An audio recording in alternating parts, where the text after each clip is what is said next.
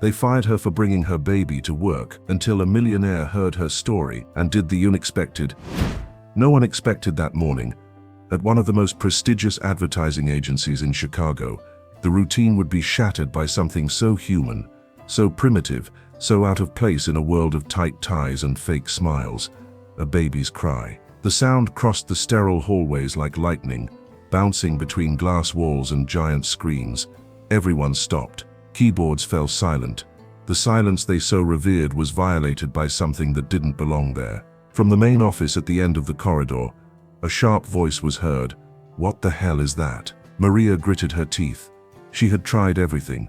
She had fed him just before arriving. She had rocked him with a barely audible song while cleaning the empty conference rooms. She had bundled him in a thin blanket so he wouldn't feel the cold from the air conditioning.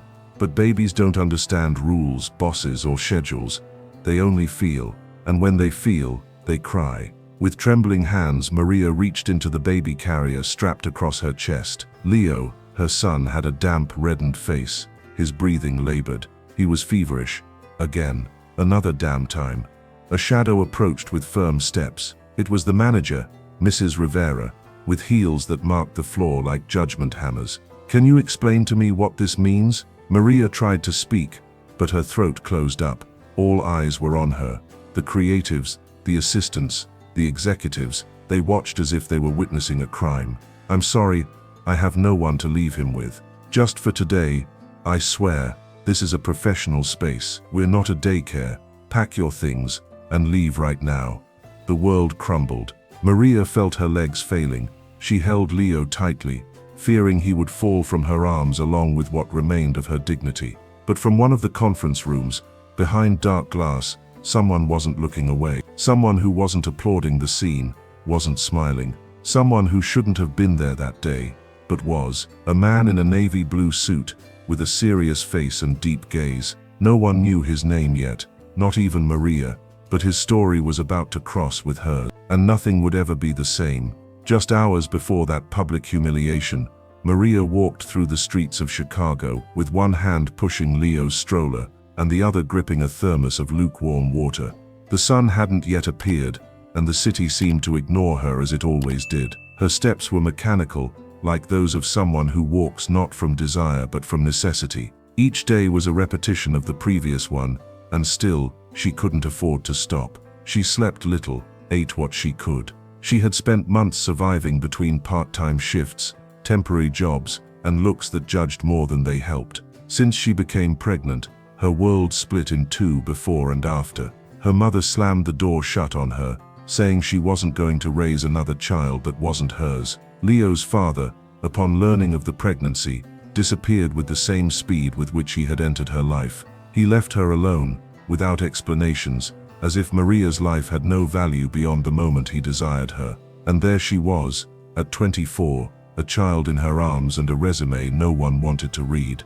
But she didn't give up, not because she was naturally strong, but because she had no other choice. When you have a child, you understand that strength isn't a trait, it's an obligation. She had gotten the cleaning job at that agency almost by miracle.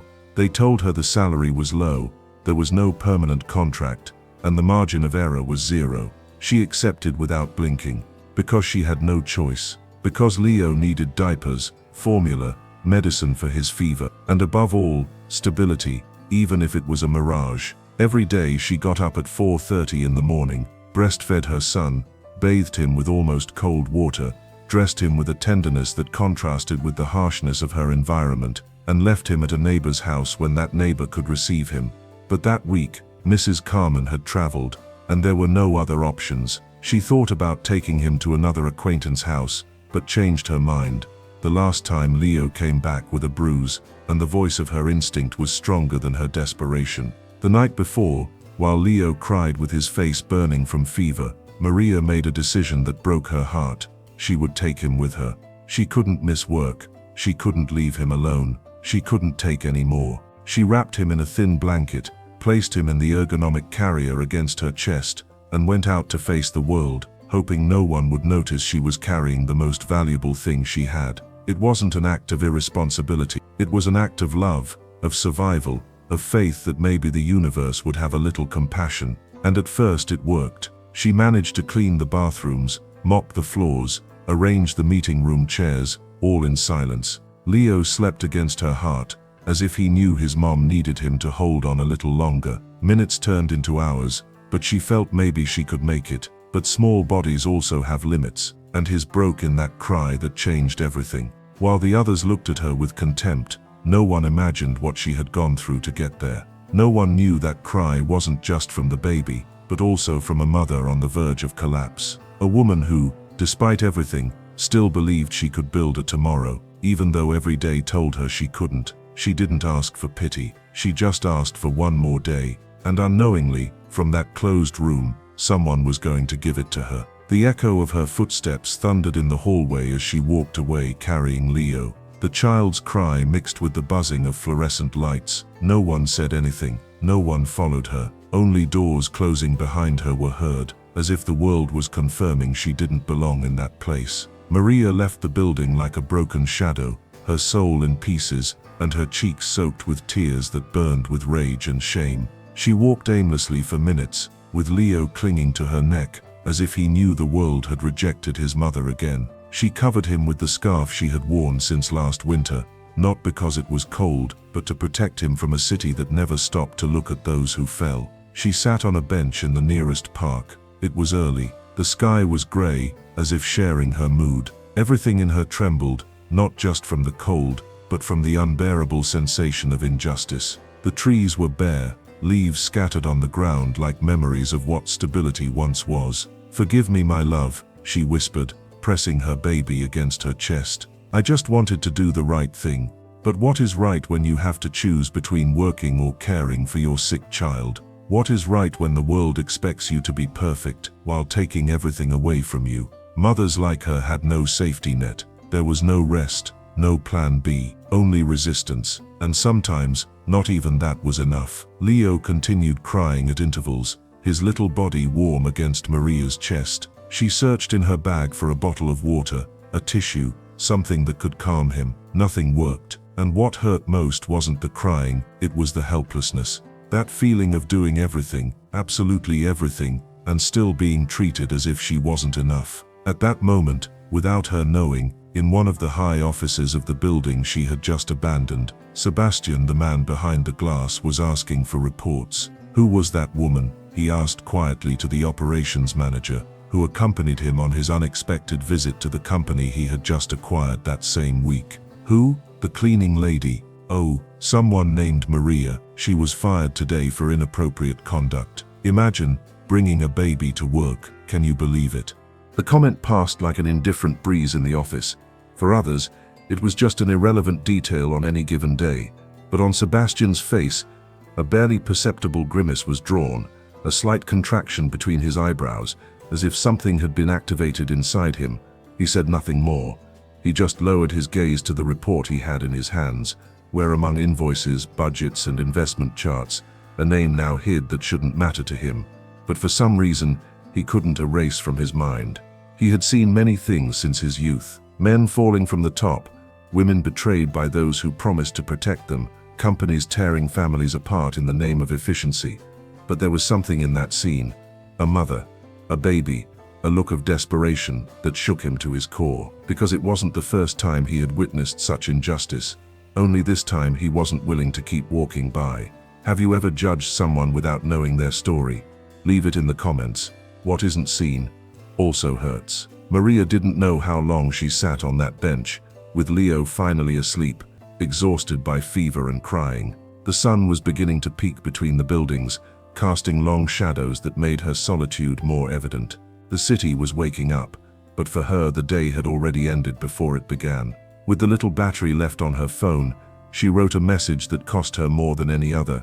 "Do you have work for me, even just a few hours?" She sent it to 3 contacts. None responded. She returned home dragging her feet, climbing the stairs of the old building where she lived in a damp room, with leaks in the corners and a mattress that had been donated by a neighbor. As soon as she entered, she let herself fall to the floor with the baby still strapped to her chest. She had no strength for more. She stayed there in silence with her back against the peeling wall, looking at the ceiling, as if expecting someone to come rescue her from a life that was falling apart.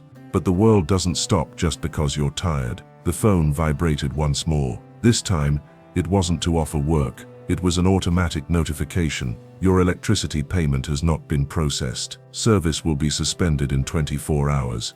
The tears returned without permission. Maria closed her eyes, hiding her face in her hands, as if she could disappear. Leo slept on her chest, warm, still unaware of everything his mother was carrying. For him, she had endured everything. Sleepless nights, closed doors, cruel comments, looks that pierced through her as if she were invisible. She remembered the day she held him in her arms for the first time, still in the public hospital, alone, without family, without gifts, without flowers, just her and her little one, wrapped in an old sheet, while other mothers received visits, hugs and cell phone cameras. For Maria there was none of that, just a silent promise, I'm going to take care of you, whatever it costs. Meanwhile, in a downtown financial district apartment, Sebastian couldn't sleep. He had spent the day attending meetings, making decisions, signing documents, but his mind wasn't there. It returned again and again to the image of that woman surrounded by executives who looked at her as if she were trash. That image reminded him of something, or rather someone. His older sister Lucy. She was also a young mother. She was also rejected by the family. She was also humiliated, and she also died too soon, from carrying the weight of the world alone. Lucy had left one winter dawn, after having worked 2 shifts in a row and having fainted in the kitchen with her son sleeping in a room without heating. Sebastian never forgave himself. He never forgave his father, or himself, for not having done anything. And now he saw the same scene repeating before his eyes. Another woman, another baby, another injustice. He poured himself a glass of whiskey, but not even the burning of alcohol could extinguish the sensation that burned inside him. He had seen that scene before, and he had done nothing. But this time, he didn't plan to stand idly by. The next morning, he discreetly ordered his personal assistant, "Get that woman's address. I want to know how she's doing." The former employee, the one with the baby. Yes, the same one, and no one else should know. The assistant looked at him discreetly. It wasn't common for Mr. Delacroix to be interested in low-ranking employees, but his face was clear. He wasn't asking, he was deciding. Hours later, on the other side of the city, Maria stood in front of the bathroom mirror, brushing her hair with a broken comb. The reflection returned an image she almost didn't recognize: deep dark circles, tired face, weathered skin. But still, there was something invincible in her eyes. She didn't know that, miles away, someone who didn't believe in miracles was about to cause her one. The full name was Sebastian Delacroix. At 38, he was one of the youngest and most discreet investors in the country, partial owner of hotel chains, shareholder in luxury real estate projects, and now, also co-owner of a creative agency based in Chicago. But unlike other millionaires, he wasn't ostentatious. He hated cameras, he fled from galas, and he never shared his personal life. Many saw him as a cold, impenetrable man. In reality, he was a man. Since Lucy's death, his older sister, he had lived on autopilot. He loved order, efficiency, emotional distance. His apartment was decorated in gray tones, as if life didn't deserve too many colors. There were no pictures, no photos, no laughter, only silence. But when he saw Maria being fired for caring for her son, something broke. It wasn't just any scene, it was a mirror, an echo from another time. Lucy had gone through the same thing, and he, being just a college student then, didn't know how to help her. He didn't know what to do, and when he wanted to react, it was too late. That's why, when his assistant handed him the paper with the handwritten address, he didn't hesitate. He cancelled a meeting with overseas partners, turned off his personal phone, and asked not to be disturbed for the rest of the day. "What are you going to do, Mr. Delacroix?" asked the assistant, still surprised. "What I should have done a long time ago. Listen." And he did. He took his car and drove through avenues he normally avoided, toward neighborhoods where buildings didn't have elevators, and children played barefoot on sidewalks. Upon arriving, he parked a block away, so as not to attract attention. He didn't want to intrude, just observe. From a distance, he saw Maria leaving the building carrying Leo. She carried a cloth bag on her shoulder, and in the other hand, a plastic folder with folded documents. probably resumes. She was going to look for work. Her walk was firm though visibly exhausted. There was no resignation in her, there was determination. And that's what moved him most, because many break after rejection. But she remained standing. Sebastian followed her with his gaze as she took a rickety bus and disappeared into traffic. The sun hit the dirty windshield glass, but she didn't notice. Her world revolved around a single mission, getting something to take home, something for her son. He returned to the car in silence. He turned on the engine, but didn't move. In his chest, something pulsed strongly. It wasn't just guilt, it was a growing need to do justice with his own hands, to make amends, to do what no one did for Lucy. That night, instead of sleeping, Sebastian sat in front of his apartment window, with the city spread out like a chessboard before him. He couldn't stop thinking about that woman, who despite everything, got up every morning, with a child in her arms, and broken hope between her fingers. And he decided he would do something, not out of charity, not out of guilt, but because he felt it was necessary. Because for the first time in years, something inside him truly hurt. Because if he let this pass too, he wouldn't know how to forgive himself. The next morning, his assistant received a new assignment. I want Mrs. Maria to receive an envelope. No sender.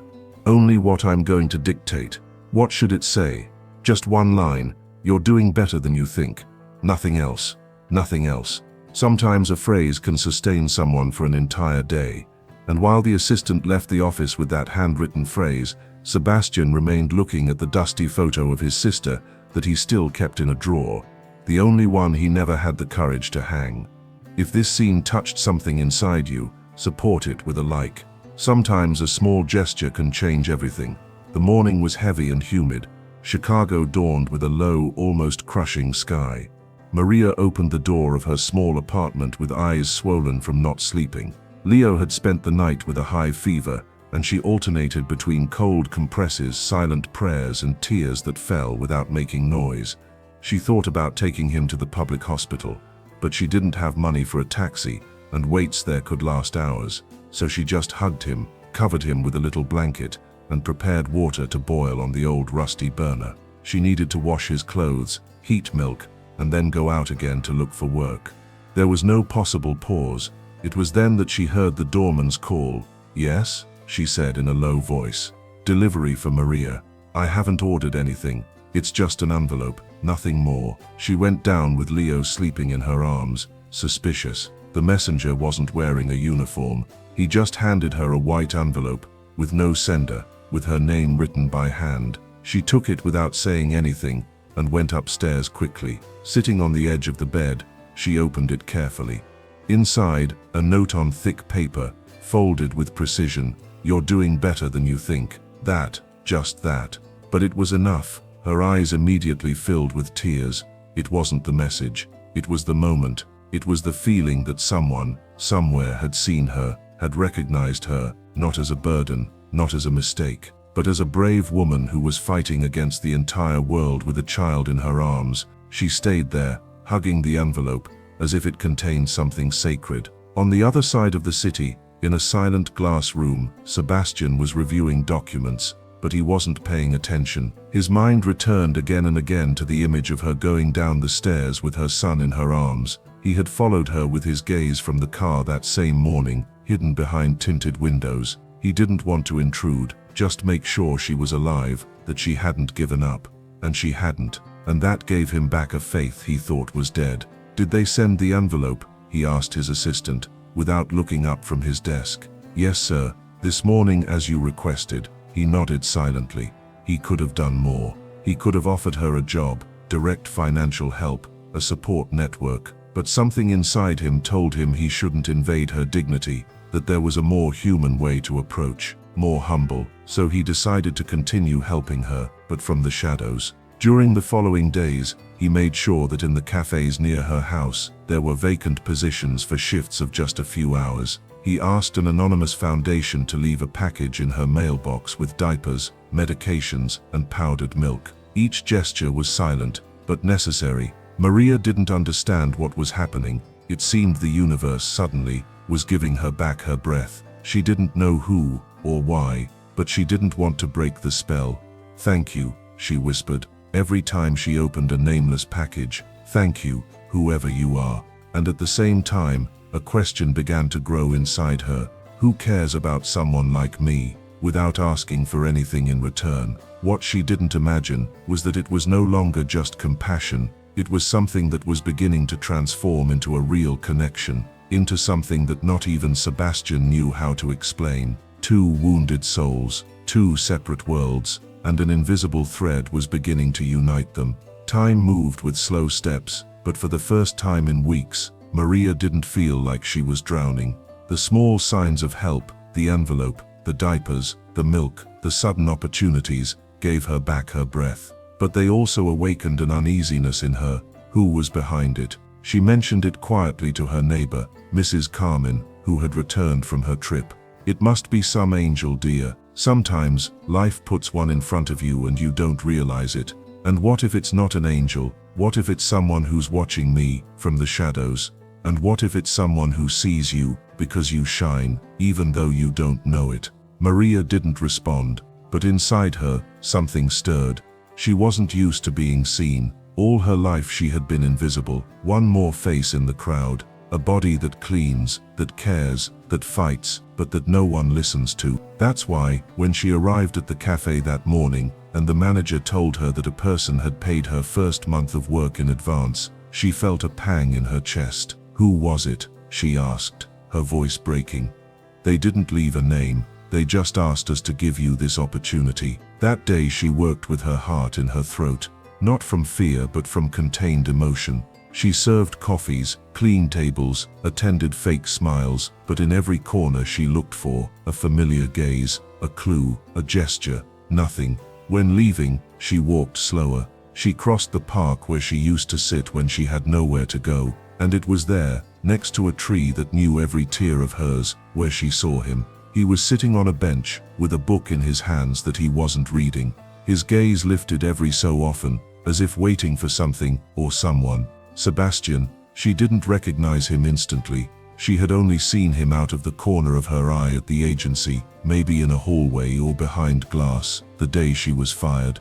But now, without a suit, with simple clothes and no escorts, he seemed like someone different, human. She passed by him, quickening her pace, but he stood up slowly and said her name, "Maria." She stopped. A chill ran down her spine. She turned, with Leo sleeping in her arms, and looked into his eyes. "Do we know each other?" "Not officially, but I've been following you, not out of malice, out of respect, out of guilt perhaps. Was it you?" He nodded, his gaze lowered. "I don't want anything from you. I didn't come to offer you charity. I just couldn't stay silent." There was a long silence between them. Only a bird's distant song seemed to fill the void. "I don't understand. Why me?" "Because you reminded me of someone I loved very much, and whom I also failed." Maria lowered her gaze toward her son. "I don't need saviors, just a little space to breathe. And that's what I want to give you. For how long? As long as you allow me." She didn't respond. She walked slowly toward a bench and sat down. Sebastian remained standing, waiting.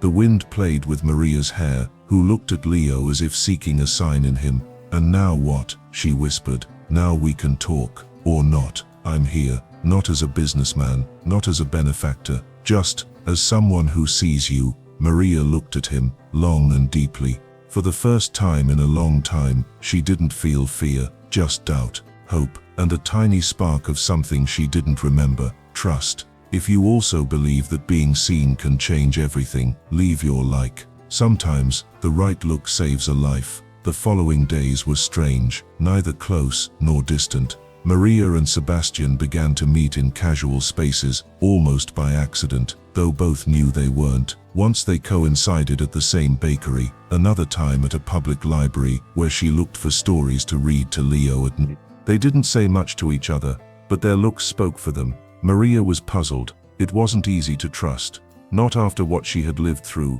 With every kind gesture from Sebastian, her instinct screamed at her to distrust. What would a man like him want from a woman like her? But something in him disarmed her defenses. He didn't treat her with pity or with superiority. He listened. He waited. He didn't impose anything on her. One afternoon she invited him to sit next to her on a park bench. while Leo slept in his stroller. The sky was cloudy, as if sensing that a heavy conversation was about to come. "You say I reminded you of someone," she said, without beating around the bush. "Who was it?" Sebastian looked at her in silence for a long moment. Then he lowered his gaze, as if that question opened a wound that never healed. "My sister. Her name was Lucy. She was also a young mother. She was also thrown out of the house, and she was also invisible to everyone." "What happened to her?" "She died, from exhaustion, from abandonment, from being alone. There's no other way to say it."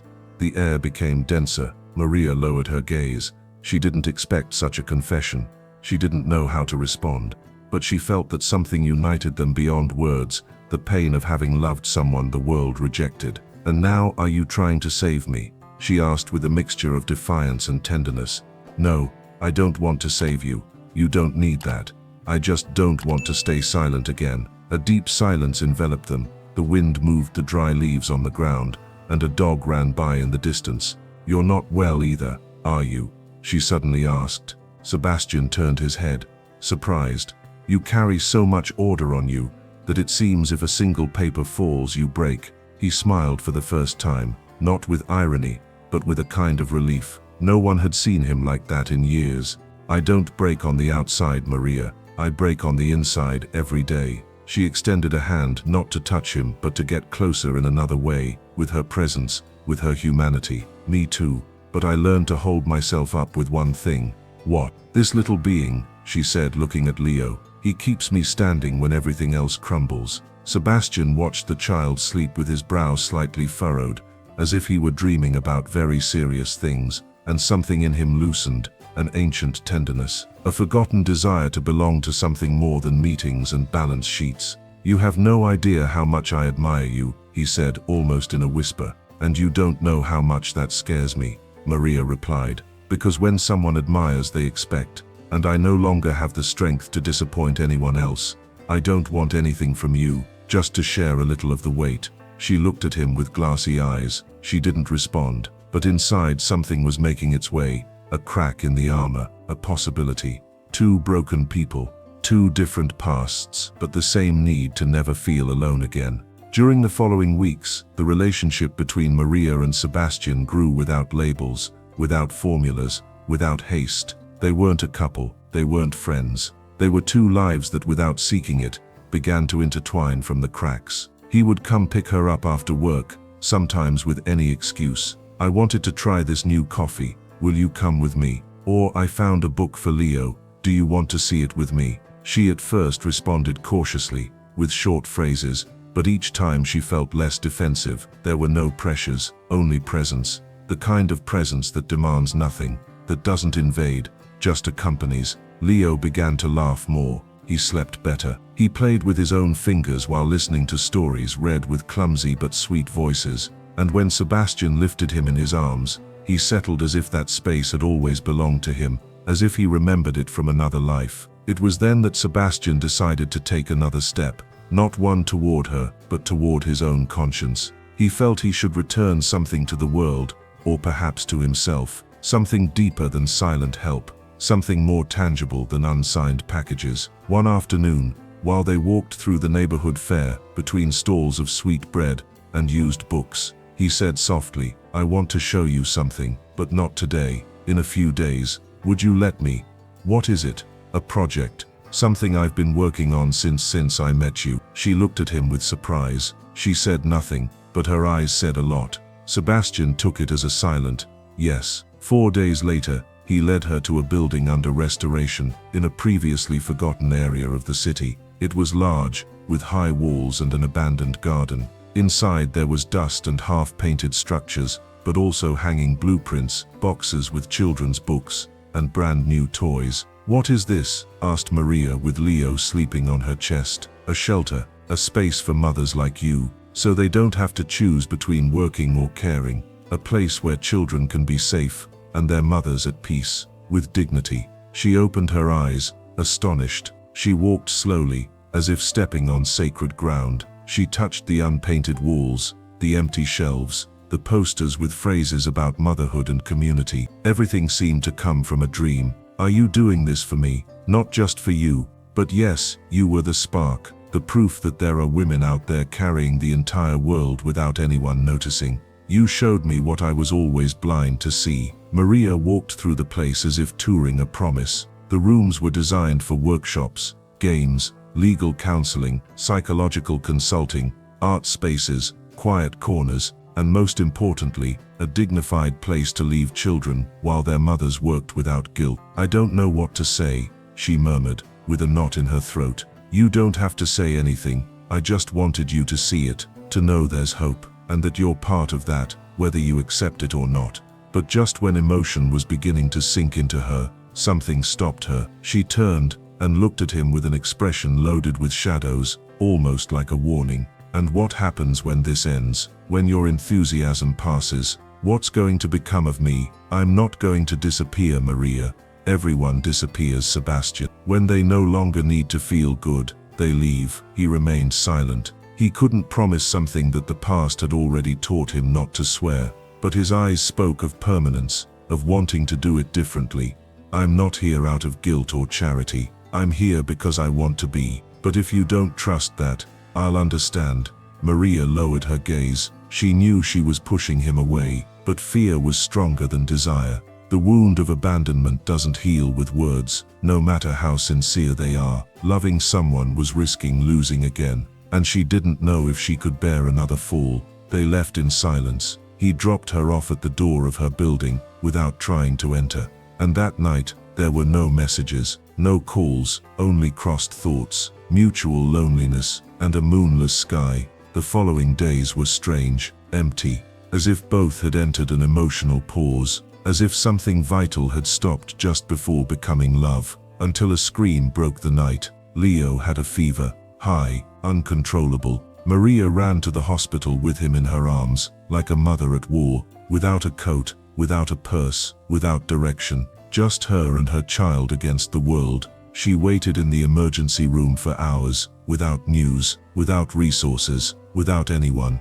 until a nurse approached her with a note in hand. I'm here, outside. I haven't left. She ran out, and there was Sebastian, standing, under the rain, with glassy eyes and trembling hands. He didn't bring flowers. He didn't bring promises. He just brought his whole body saying, "Here I am." She hugged him, for the first time, with her soul, with her fears, with the entire story in her arms. And in that embrace, two silences understood each other, and two broken hearts began, unknowingly, to beat in sync. The hospital had that thick silence of early mornings, when pain and hope coexist. In the pediatric observation room, Leo rested with an IV connected to his small arm, while Maria caressed his little head with infinite tenderness. Sebastian was beside her, in a metal chair, without speaking, without moving, just breathing with her. "I didn't think you would come," whispered Maria, without taking her eyes off her son. "I never left," he replied, as if those 3 words contained all the loose threads between them. Maria closed her eyes. She wanted to believe.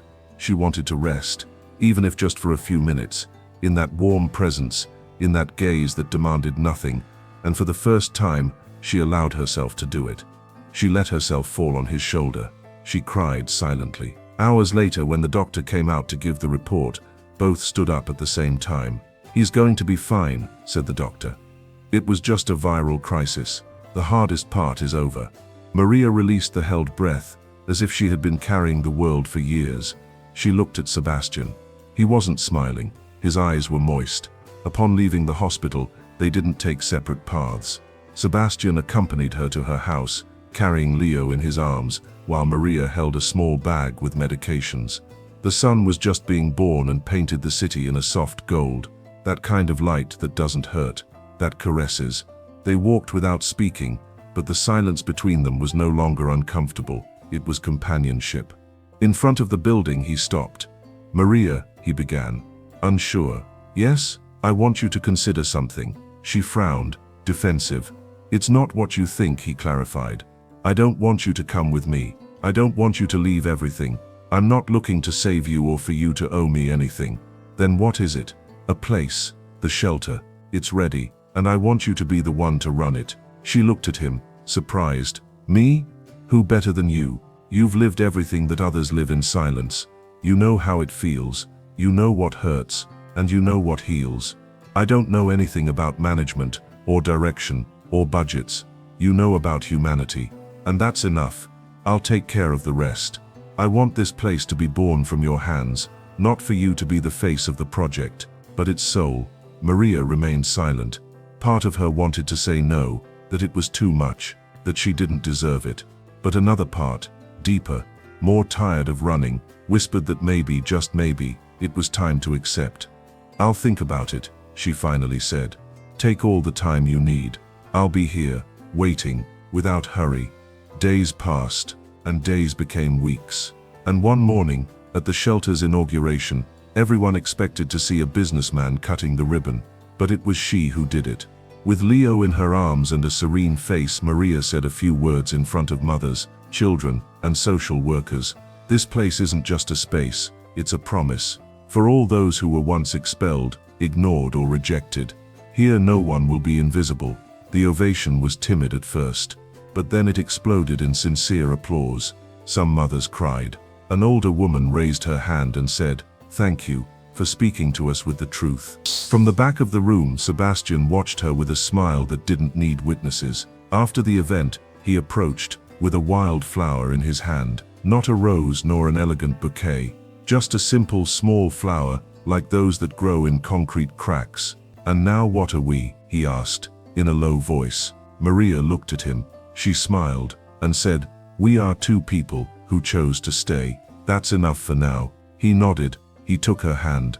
Leo slept between them, and so, without titles, without impossible promises, without fairy tale endings, they began. Not as savior and rescued, not as millionaire and single mother, but as two survivors of silence, two broken people who decided to repair themselves together. And in that place, where before there was only dust and abandonment, a home was born. Not one of walls and roofs, but one of gazes, respect and truth. A place where women who had lost everything finally found an open door, and where a man who thought himself empty finally found a purpose that wasn't measured in numbers. If this story touched your heart, subscribe to not miss the next ones. Here we continue telling what many keep silent and celebrating those who resist with love.